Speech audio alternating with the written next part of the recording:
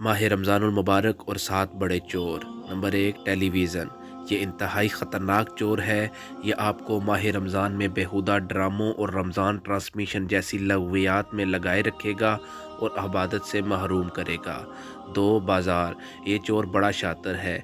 ये आपसे वक्त पैसा दोनों ले उड़ेगा और ये आपका हाथ पकड़कर बेमकसद बाज़ारों में घुमाएगा।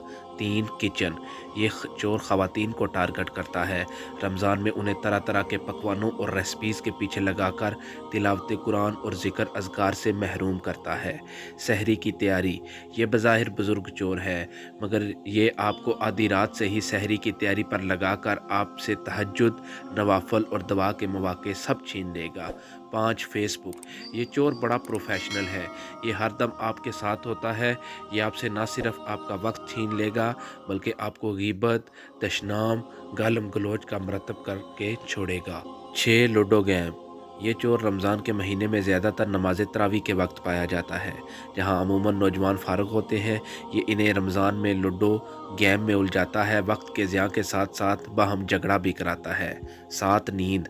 ये चोर ज़ाहिरी तौर पर देखने में ज़रो रसान नहीं है, मगर ये बहुत चालाक है।